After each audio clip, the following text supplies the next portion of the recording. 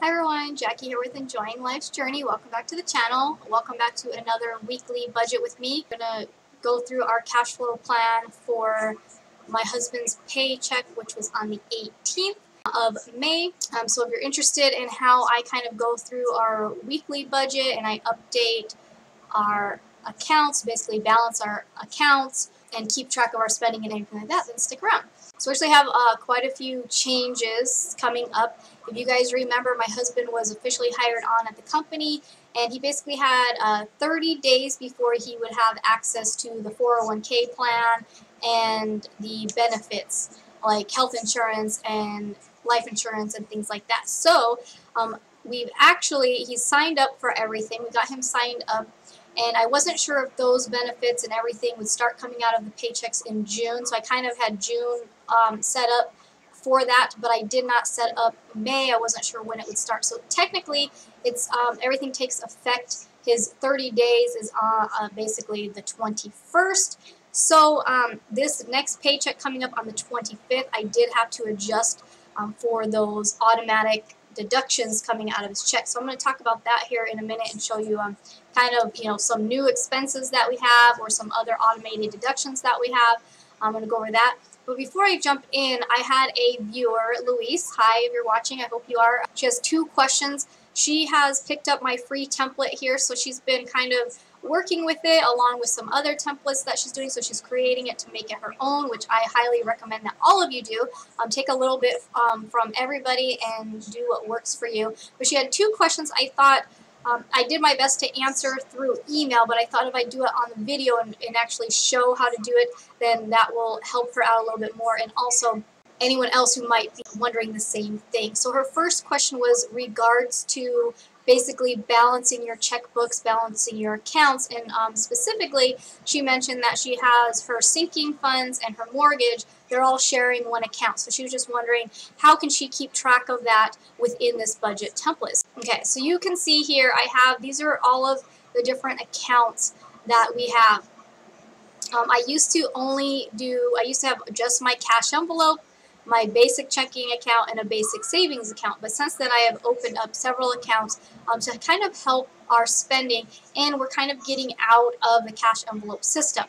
So we do have cash right now. So I do have, this basically says cash. So I know what I have designated for what I can keep track of how much I have. We have our income savings, or our income checking account, our necessities checking account specifically for our fun and entertainment.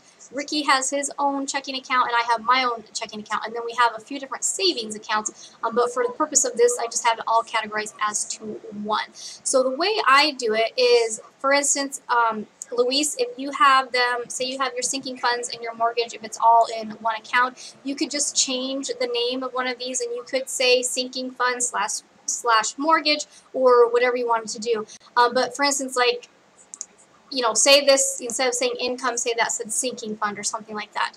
And then I would just put it within that column next to the line item for what it was. So for instance, I have here rent and water. So that would be equivalent to your mortgage. So over here, I would just type in the amount that I have for my mortgage within that account. And then if you had a sinking fund, I'm not sure what your sinking funds are for, but say you had a sinking fund for new furniture, then I would go ahead and just line that up with my household item. So under my sinking fund tab, or my savings account tab, whatever you want to call it, up here, your column, then I would just line it up with that line item and break down how much it was. Within my template, I do not have the math going on here for you. So that's something that you would have to set up, but it's very simple. So if I wanted to track what my total was for that column or that account, I would just left click on the top and I would highlight all the way down. You would just go up on the top up here, it has auto sum. So basically it means it's going to add it all together. So I would go ahead and just hit my auto sum. Okay, so now it tells me, all right, I have that amount in that account. So on the bottom here, it shows me what I have. This is what I have in cash right now. This is what I have in the certain accounts, right? And then in order to keep track of those individual amounts, I put them here. So that's the way I keep track of my accounts, my individual accounts, as well as my sinking funds. So if I have it, like I said, right now I have in the savings account here, I have different things designated to different things, but they might be sharing the same account. Also, some of my sinking funds moving forward, you know, something simple like, you know, if I'm just saving up a little bit from paycheck to paycheck for personal care like clothes or household care, I may go ahead and just leave it. I'll just leave it the running total within my necessities account.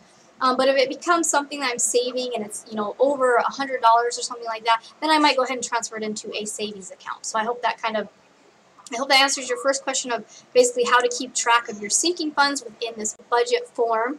So that's kind of, like I said, I use these columns and then I just put it to the line item. Her second question was pertaining to entering in receipts, such as for groceries and gas. She said she's currently using a separate spreadsheet where she keeps track of what she purchased, the date she purchased it, and the amount that she did. I do not keep track of all of that, those details, unless it's something that I need to keep track of for tax purposes. For instance, when Ricky purchases tools and supplies for work, then I do need to keep track of that. So I do have a separate form where I will put that on there. Things for my business, I have a whole different bookkeeping program that I use specifically for my business in my bookkeeping and for accounting and for tax purposes. But for my personal budget, I just keep it pretty simple. And I had mentioned to her in the email that basically what I do is as I spend money, I update my amounts. Mostly everything is going on right here within my accounts, okay? If I've budgeted something, for instance, groceries, I budgeted $275 to come out of that first paycheck. So I had put it over here and I said, okay, I have $275 in my income account for groceries. As I go to the store and I come home, I sit down with my receipt and all groceries. If so, it makes it easy. I can say, okay, I spent $35, and then I can just subtract that out of the $50, which I'm going to do here in a second, actually. Or if I have a combination of, say I have some personal care, maybe I bought shampoo or toothpaste, or maybe I bought some household items like new sponges or something, then I would go ahead and take it out of what I had money for. I would just take it out of there. So I'm not really saying this is what I spent. I'm just saying, what do I have left? What am I working with? And then if the numbers don't match up, for instance, say I'm going over budget, say, you know, I spent $10 on the personal care, but I didn't have $10 in the account, well, I'm going to have to take that money out of somewhere else. So that's when I come back to my weekly budget here, and I say, okay, where am I going to take that money out of? And most likely it would come out of what I currently had money in a category for. I can't really take it out of something in the future because I haven't got paid for that yet. So I'd have to take it out of something that's kind of current. So I would say, okay, I'm taking that $10 out of this grocery budget for this time because I spent that right there, and then I might have to readjust stuff in the future, which I'm actually going to have to do here in a minute. So what I like about this is right here within your weeks or within your paychecks, this is where you're going to keep track of what you actually spent. So I kind of use this during the weeks and the months. I use this. So then basically these get updated on a weekly basis, kind of based on if I need to change what I budgeted. So like I mentioned, if I go over budget and I need to say, okay, I actually need to add some grocery money to the 18th, which I'm going to do here in a minute, then I would go ahead and put it under here and I would add it. And then it's going to tell me how much I spent, what I actually spent versus what I originally budgeted. That's going to help me in the future if I need to kind of readjust budgets in the future. The other thing, say I don't spend the full amount. Say I actually have $50 left over when the month is over. Then I may go ahead and adjust this and say, okay, I didn't really spend $275, I spent $225. And then I would know, okay, I have $50, where am I going to put that extra $50? I could leave it and just say, okay, I'm going to leave it in groceries and kind of keep it as like a rollover for the next month. So then say in June I have an extra $50 so I can go a little bit crazy on my grocery budget. Or I can say, you know, I'm going to plug that into my savings account, or something else came up, like I mentioned, maybe I spent some money on household items or whatever, I can move that $50 around how I want. So as far as keeping, like I said, so as far as keeping track of receipts and all of that, I basically, every time I spend money, I come onto my budget real quick and I just update this and I say, okay, how much did I spend out of my $50 allowed? Or do I need to take some money out of a different spot because I went over my budget? Or do I have money left over and I need to tell it where to go? So it all starts, you know, basically right here is how I'm balancing my checkbooks and documenting that receipts. And like I mentioned, I don't put what date I specifically used that item or what exactly it was. I just kind of know whether it was a personal care category, a household category, or something like that in general.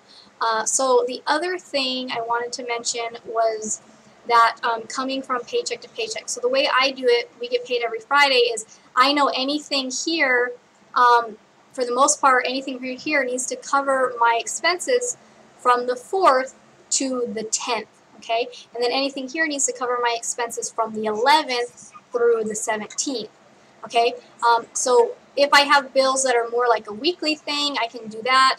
I like to have a few things that come out as early in the month as possible. Like I mentioned, I have here, you know, my gas and our food, where I try to budget the full month amount out of that first paycheck, and then that just kind of gives me the money during that time. But for instance, if I had something coming out, you know, if I spent it during a different paycheck and it didn't come out of that money, say I spent all of this $275 and I need to add, you know, $30 to my grocery budget, I would come to the current week. So I'm on the, you know, the 18th. I'm currently from the 18th to the 24th is where I'm at. So I would come under the 18th and say, okay, I'm going to add, you know, $30 to that out of that paycheck, okay? So I kind of have an idea of roughly when it was, what paycheck it was covered with, but not necessarily exactly when the money was spent. So I hope that clarifies, you know, I hope that clarifies a little bit for you as well. But great, you know, you guys keep bringing on the questions. It helps give me something to talk about on here, and it helps me to see what you guys still might need help with. So I'm going to jump in. Like I said, I had to make some adjustments. I've kind of already made most of the adjustments I've already made for the next paycheck, but I need to make some adjustments for this, like I said, this week that we're on. For the 25th, Ricky will not have any overtime, so I took that out. I may have mentioned that last week. I'm not sure. So we're leaving his base pay after tax at $602. I'm going to be bringing in like $11.90 from my side of things. So here is what has changed. So now, Ricky, we have him signed up with his Works 401k. So we're finally starting to get into baby step 4, where we're going to start trying to put, you know, 15% away for investments. So we're just starting small because we are in the process of baby step 3B. We're about to buy a house in the next month or two. Like we're getting some money saved up. We decided just for his 401k to do 3%. So I'm going to change this over here. Just so I know what this is. This is Ricky's 401k, and we are just going to do 3%, and that's before taxes come out, okay? So 3% before taxes, so his base pay before taxes is actually $680. So 3% of that would give us $240. Now this is going to be an automatic deduction. So I have to plug it in. I had to update the budget and say, hey, this is coming out. I can't choose not to do it. This is something that we're committing to ourselves, that we're doing this automatically. And once we get in the house, we're going to be bumping this 3%. We're going to be bumping it up. But as of right now, so I know that roughly $20.40 is going to come out of this paycheck pretty much no matter what. So the second thing I had to update, which was going to be an automatic deduction, something that I can't really do a lot of changing with, was our insurances. So I'm going to come down to the bottom here, and I'm going to show you what I have here. So I've just lumped it all together for the purpose of May's budget, but in June you guys will see that I went ahead and separated out each individual thing. So basically, for the weekly expense, this is health insurance for the whole family. It's dental insurance for just Ricky and myself. The girls are good for a year, so we're going to wait till the new open enrollment to get them back on dental, but they're good for now. So we have basically health insurance for everybody, dental insurance for Ricky and myself. We have life insurance for everybody, and then Ricky has long-term disability insurance. So we have all of that automatically deducted from Ricky's work. So basically out of the weekly paycheck, we're estimating it's going to be $28.65 out of this next week's paycheck. So that, again, this is a number it's automatically deducted. So that's something that I can't say, oh, I'm not going to pay that this week. I'm going to use that money somewhere else. So this is kind of something now that we have to start paying. Before we were on the health insurance through the state. Now Ricky's making too much money, which is a good thing. The goal is to start getting away from needing assistance, right? So now we have to start paying for some of these things ourselves. But it's good. It's like a peace of mind. We know we're covered. It's a pretty good plan that he has. So that's what we're estimating. So what I had to change, primarily what I had to change, was the rent. So what was left after making sure the 401k was covered and the deductions for the insurances was covered, what was left I put in our rent. So the difference, in order to make our full rent of the $996.13, I knew out of this paycheck this week that we're dealing with, the 18th through the 24th, was we would need $431.28 to basically to apply specifically for rent. So that's what we started with. That's where I started the change. Then I had originally just put everything that was left, I'd put up into our long-term savings. However, like I just mentioned, I need to add a little bit to our grocery budget, and I may add a little bit to our spending. We are going to go camping this weekend, and Ricky works hard for his money and he wants to enjoy it. So I've been really pinching down, and I've been really trying to get our spending under control. But I understand that he wants to have a good time. The other thing with this month, we had Mother's Day. We took a friend out for celebrating, and then we have the Memorial Weekend, which actually ends up falling on Ricky's birthday weekend. So we do have a lot of stuff going on. So I was like, okay, I need to kind of back off a little bit, and so I'm going to move some numbers around. But what he actually got paid, so I did have to update this, the overtime ended up being $196.14. I originally had roughly 200 and something budgeted, because on Friday, I mentioned this last week, I wasn't sure if he was going to be doing 8 hours or 10 hours. He ended up just doing the 8 hours. So this is what he actually got. So now I'm finally in the week where I'm going to kind of start going through it, you guys. So I know this is in the accounts. So again, I make that, if you guys haven't known before, I color code things. So that's black. So these are numbers. These are things that have officially happened now. I am going to subtract. I'm just going to delete that all the way out real quick because I'm going to update some stuff here.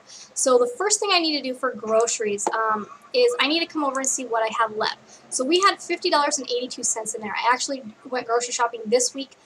We were really trying to eat a lot of, we were basically eating everything we had in the house. We were trying to eat every little thing that we had in the house. So I only spent $35 on groceries this week. I'm going to try to do the same thing for next week, only to spend about $35. But I do need to update this. So that's not 50 anymore. It's more like 1582 is what's actually left. So I know, okay, I can't, I can't do a week on 1582. Like I said, I want to go ahead and do $35 for groceries. So I need to actually add $20 here because I need to increase that up for the week. The other thing, like I mentioned, so I put on here, I put Discover the 20. So if you remember before, I mentioned we're trying to purchase a house. We had got a secured credit card through Discover. Basically, we gave them $300 as our credit limit, and then in order for us to get our credit score where we need it to buy the house, we just had to we had to spend $20 on it. So what our balance on that card is $20. So the goal is we charge $20 on it, we pay it off in full, and then we charge $20, do that whole thing. I wasn't sure if we would need this $20 payment yet. I wasn't sure when our billing would start. So I'm going to go ahead and just put that $20 in there, whether we pay for it, at the beginning of June or whatever I have. At least I know I have that first payment there. So I'm going to leave that there. So the other thing I mentioned was the fun. So we know for sure we are going to be we're spending Friday, Saturday, and Sunday night. We're spending 3 nights. So we know the first night we go up, we usually just get fast food on the drive up. And then we know we need at least, we need Saturday, Sunday. We usually do breakfast the last day too. So we need 3 breakfasts, 2 lunch, and 2 dinners roughly. So that's kind of what we're going to count as event. Instead of grocery money, even though we're technically just going to be buying groceries, we're going to go ahead and put it in here as that. Also, I believe, we'll have to get some ice and water. I'm not sure, maybe some drinks and stuff like that. So I'm not really sure how much we're going to end up spending. I'm just going to go ahead and put 50 in there. Okay, so like I said, I'm not really sure. I'll make that orange because that's what we are putting there. So we're just going to kind of do that. So if I come down to the bottom here, I see I have $276.86. So that's what I'm going to put into savings instead. So 276.86, 276.86. Okay, we're going to make these orange because this is money I know that's in the accounts. I just have to transfer them and put them over in the correct accounts. So I mentioned this before, our direct deposit all goes into our income account, okay? Then from there, I transfer it to whatever other accounts. And if I feel I want to use cash for something, then I'll take out the cash for it. So that's kind of what we're looking like for this week instead. Like I mentioned, we went ahead and changed some things. So I'm going to update here. I've already gone on and I've already transferred money around, so I just need to update this. So I need to put under my necessities account now that we have the $431.28 designated for our rent payment. So I know that's in my necessities checking account, and it's for our rent and water. Okay. Same thing here. Our income, basically leaving in there that I have the 20. We've added 20, so we actually have $35.82. That will be for our last week of groceries. And then coming down, we have our Discover, so that's $20. We're putting it in our necessities account. So I have $20 in the necessities account. And then our fun checking account. So I know in our income checking account, I mentioned this before, I like to keep like gas and grocery money just in the income account, so I kind of keep it separate from necessities. All of our necessities, these are bills that have specific due dates and they come out automatically. I mentioned this before on how to stop living paycheck to paycheck on automating your finances. So these are ones that come out automatically. And then fun, like I mentioned, we have a debit card specifically for fun. So I am not to go spend some of this other money. I have to use that card. Once that card doesn't have any money on it left, any left over, I can't use it anymore. The last thing I need to do right now is I need to update my cash envelopes of what is left in our cash envelopes. So really quick here, Elsa actually has $7 left, and Arcade has $12 left. So that's that. We have $45 still towards the car thing. I'll talk about this when I do our monthly recap. I'm going to talk about what we found out about our brakes and stuff for the car. And then for gas, we're actually at $50 here. Okay, so that's how I know what we have left in our cash envelopes. So then if I come down to the bottom, like I said, I've mentioned, hopefully, Luis, this answers your question. But basically, I know within cash, I have $154 in cash, but this is what it's for. I have $65.82 in my income checking account, and that's, it's for certain things. Necessities account, we have $637, we have $50 in our fun account, and then we still have our running total over here for our savings, which when we put the down payment for the house, that number will go down, and when we pay for our cruise, that number will go down quite a bit, but then we're going to be building everything back up. So yeah, so that's the weekly budget. It's a little longer than last week's budget because I wanted to answer Luis's questions. I hope those helped you. And then I also wanted to give you guys a heads up on, some of the new deductions and some of the new expenses that we have coming up. I'd love to hear from you guys. Leave me a comment below. How is your month going? We're about halfway through the month.